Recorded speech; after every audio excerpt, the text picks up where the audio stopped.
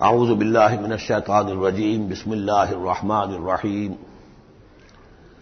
اقرأ بسم ربک الذی خلق خلق الانسان من علق اقرأ وربک الاکرم الذی علم بالقلم علم الانسان ما لم يعلم صدق اللہ العظیم رب اشرح لی صدری ویسر لی امری واحلل عقدۃ من لسانی یفقہوا قولی۔ اس سے پہلے کئی مرتبہ یہ عرض کیا جا چکا ہے کہ حضور پر جو پہلی وحی آئی تقریباً اجماع ہے اس پر کہ وہ یہ 5 آیات ہیں سورہ علق کی۔ آپ کی عمر شریف جب 40 برس کے لگ بھگ ہوئی، حضرت عائشہ صدیقہ رضی اللہ تعالی عنہا کی روایت میں یہ ساری چیزیں موجود ہیں، تو خلوت گزرنی محبوب ہو گئی، غور و فکر کا غلبہ ہو گیا۔ پھر آپ غار حرا میں جا کر کئی راتیں کئی دن قیام فرما ہوتے تھے، اور شارحین حدیث کا اس پر اجماع ہے کہ وہاں آپ کیا کرتے تھے؟ کانا صفت و تعبدہ فی غار حرا تفکر والاعتبار، غور و فکر، سوچ بچار۔ اسی میں پھر ایک دن فرشتہ آیا ہے۔ فرشتے کا آنا اور فرشتہ کیا لے کر آیا جس پر کہ اس نے یہ کہا اقرا، پڑھو، وہ ذرا بات ہے کہ جو ذرا پیچیدہ ہے سمجھنے کی ہے، وہ میں عرض کروں گا آپ سے۔ روایت یہ ہے کہ فرشتے نے کہا اقرا، تو حضور نے فرمایا ما انا بقاری۔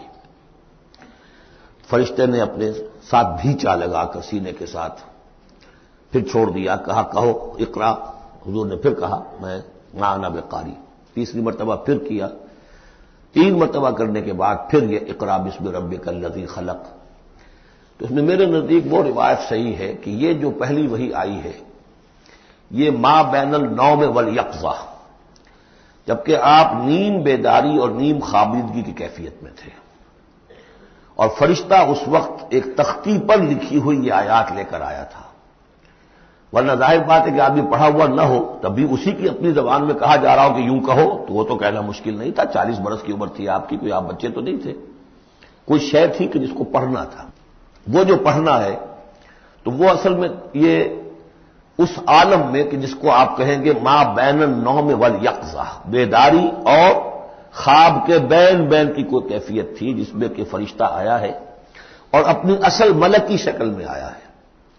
اس لیے کہ پھر اس نے جب وہ بھی کوئی چیز لکھی ہوئی لایا ہے، روایتوں میں آتا ہے سونے کی تختی تھی جس پر یہ آیات لکھی ہوئی تھی، تو اس پر آپ نے کہا ما انا بقاری، میں تو پڑھا ہوا نہیں ہوں۔ اب بات اس کے ساتھ مطابقت رکھتی ہوئی ہے، لیکن پھر جو سینے کے ساتھ بھیچا ہے 3 مرتبہ، تو اس سے گویا کہ آپ کے اندر وہ استعداد پیدا ہو گئی، پھر آپ نے اس کو پڑھا۔ اور یہ میں یاد دلاتا ہوں کہ میں نے جب کہا تھا کہ جب دوسری وحی فترت کے بعد آئی ہے سورہ مدثر کی، تو حضور نے جب دیکھا تھا کہ اب یہ افق اعلیٰ پر یا افق مبین پر حضرت جبرائیل نظر آئے، کیسے پہچان لیا؟ وہی فرشتہ جو غار حرا میں آیا تھا، تو وہاں بھی وہ اپنی اصل ملکی شکل میں تھے، لیکن وہاں جو رویت حضور کو حاصل ہوئی تھی وہ پوری بیداری کی حالت کی نہیں تھی، ما بین النوم والیقظہ، یعنی کچھ نیم خوابی اور نیم بیداری کی کیفیت تھی، لیکن دیکھ لیا تھا حضرت جبرائیل کو ان کی اصل ملکی شکل میں اس وقت۔ لہذا پھر جب وہ پہاڑ سے اترتے ہوئے یا محمد کی صدا آئی، اور پھر آپ نے 2 مرتبہ تو ادھر ادھر دیکھا، کوئی نظر نہیں آیا، تو آپ کو کچھ خوف سا بھی طاری ہوا۔ پھر اچانک نگاہ اٹھی تو دیکھا کہ وہی فرشتہ کہ وہی کہ جو غار حرا میں آیا تھا، اس طرح ہے کہ آسمان زمین کے مابین افق پر، اور اس طرح سے کہ پورا افق بھر گیا۔ تو یہ ہے اس کا پس منظر۔ اقرا بسم ربک الذی خلق، پڑھو اپنے اس رب کے نام سے جس نے پیدا کیا۔ خلق الانسان من علق، انسان کو پیدا کیا اس نے اس جون کی طرح کی چیز سے کہ جو رحم مادر میں چمٹ گئی تھی۔ اقرا وربک الاکرم، پڑھو اور تمہارا رب بہت کریم ہے، بہت کریم ہے، بہت مہربان ہے۔ الذی علم بالقلم، جس نے کہ تعلیم دی ہے قلم کے ساتھ۔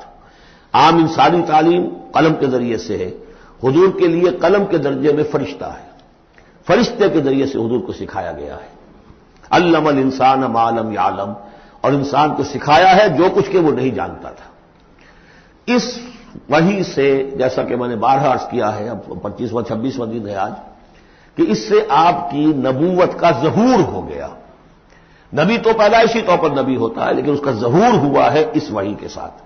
البتہ اس میں کوئی تبلیغ کا حکم نہیں ہے، وہ تو پھر جب وہ وحی آئی ہے، جب کہ فرشتے کو دیکھا ہے افق اعلیٰ پر، افق مبین پر، اس کے بعد جب گھر گئے ہیں اور پھر آپ کمبل اوڑھ کر لیٹ گئے ہیں، دہشت کی کیفیت طاری تھی. پھر وہ سورہ مدثر کی آیات نازل ہوئی، یا ایھا المدثر قم فانذر وربک فکبر.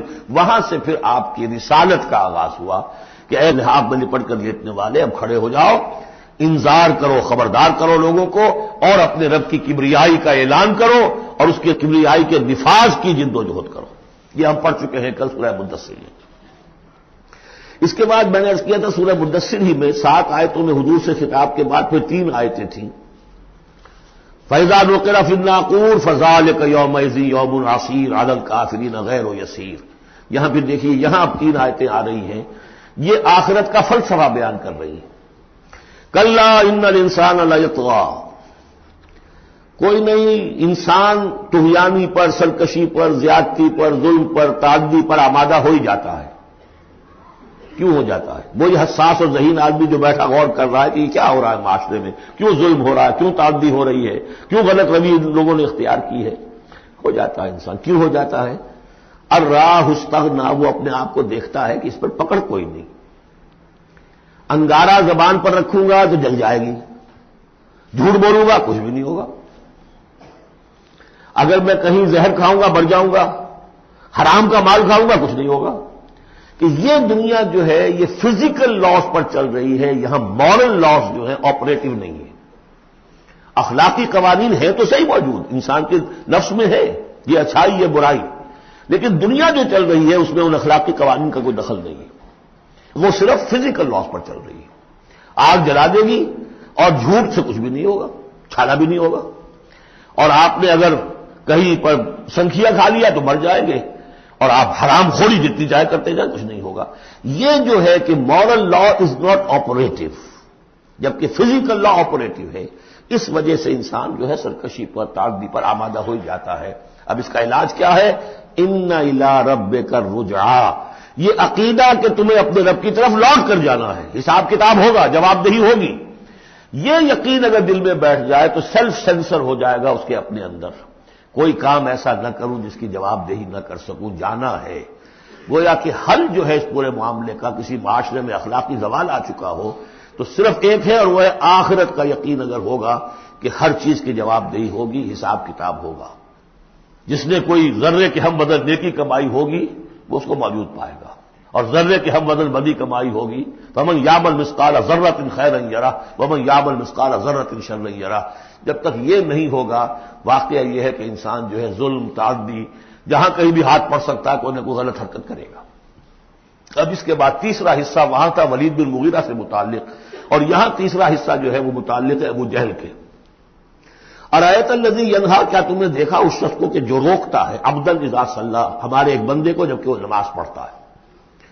یہ کچھ ظلم اور زیادتی ہوئی ہے 2 مختلف مراحل پر. 2 واقعات تو ہمیں ایسے ملتے ہیں کہ حضور کو نماز سے روکا گیا اور آپ کو ایذا پہنچائی گئی اور کوئی غیر معمولی واقعہ نہیں ہوا. ایک مرتبہ حضور صلی اللہ علیہ وسلم سجدے میں تھے تو بیٹھے ہوئے تھے دور پہ کچھ وہ ابو جہل اور اس کے ساتھی. انہوں نے کہا کہ کوئی ہے ذرا جو فلاں جگہ پر اونٹ ذبح ہوا، اس کی اوجڑی پڑی ہوئی ہے، وہ اوجڑی لا کے محمد کی گردن پہ رکھ دو جب یہ سجدے میں جائے. تو حضور سجدے میں گئے تو وہ اوجڑی لا کے، اونٹ کی اوجڑی بری ہوئی وہ لا کے رکھ دی. تو آپ سر نہیں اٹھا پا رہے تھے. پھر حضرت فاطمہ کو معلوم ہوا، وہ آئی ہے دوڑتی ہوئی، پھر انہوں نے وہاں سے اس کو ہٹایا ہے. اور تو اس وقت ایک زیادتی یہ کی گئی، اس وقت کوئی غیر معمولی واقعہ نہیں ہوا، یعنی کہیں اللہ تعالیٰ نے پکڑا نہیں اسے. ایک موقع پر یہ ہے کہ حضور نماز پڑھ رہے تھے تو وہ آیا، اس نے آپ کی گردن کے اندر چادر ڈال کر اس کا ایک پھندا سا بنا کے کھینچا کہ آپ کی آنکھیں ابل پڑی. لیکن تیسرا واقعہ آتا ہے کہ ایک موقع پر حضور صلی اللہ علیہ وسلم نماز پڑھ رہے تھے تو اس نے ڈانٹا اور کہا کہ محمد میں نے تمہیں منع کیا مت نماز یہاں پڑھا کیا کرو. اور وہ پھر آگے بڑھا کوئی اقدام کرنے کے لیے پھر پیچھے ہٹ گیا. لوگوں نے کہا کیا ہوا؟ تو کہا کہ مجھے اپنے اور محمد کے درمیان ایک کھائی نظر آئی جس میں کوئی پروں والی مخلوق تھی اور وہ میری تکہ بوٹی کرنے کو تیار تھی. اس سے خوف کھا کر وہ پیچھے ہٹ گیا. تو مجھے جہاں تک محسوس ہوتا ہے وہ یہ ہے کہ جب تک تو حضور کو ابو طالب کی پروٹیکشن حاصل تھی، اس وقت تک کا معاملہ تو پہلے 2 واقعات ہیں. لیکن پھر جب آپ آئے ہیں اور طائف سے واپس آئے ہیں اور اللہ تعالیٰ کی طرف سے خصوصی پروٹیکشن آپ کو ملی ہے، اس کے بعد کا واقعہ وہ ہے کہ جس کا کہ یہاں تذکرہ ہو رہا ہے.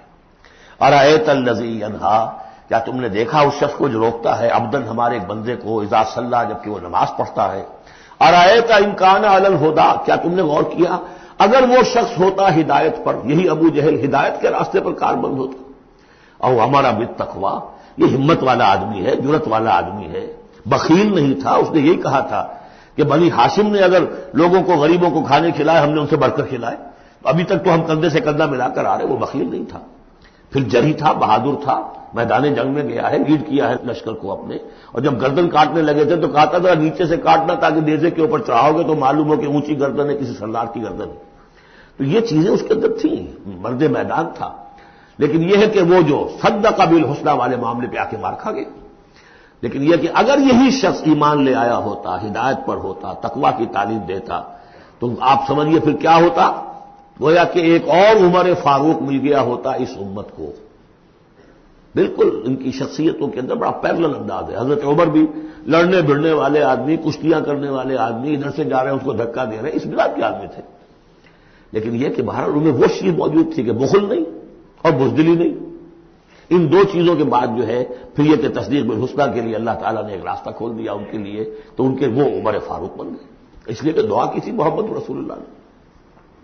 ارایت ان کذب وتولی، کیا تم نے سوچا کہ اس نے جو جھٹلایا ہے منہ موڑ لیا ہے، الم یعلم بان اللہ یری، کیا یہ جانتا نہیں کہ اللہ دیکھ رہا ہے، کلا لئن لم ینتہ، ہرگز نہیں اگر یہ باز نہ آیا، لنسفعا بالناصیہ، ہم گھسیٹیں گے اس کی چوٹی کے بال پکڑ کر، ناصیۃ کاذبۃ خاطئہ، یہ پیشانی کہ جو خطا کار ہے، جھوٹی ہے، فلیدعو نادیہ، تو بلا لے وہ اپنی پارٹی کے لوگوں کو، بلا لے اپنی مجلس کے لوگوں کو، ہم نشینوں کو، سندعو الزبانیہ، ہم بلا لیں گے جہنم کے فرشتوں کو، کلا لا تطعہ واسجد واقترب، اے نبی آپ اس کی بات نہ مانیے، آپ سجدہ کیجئے اور اللہ سے قریب ہو جائیے۔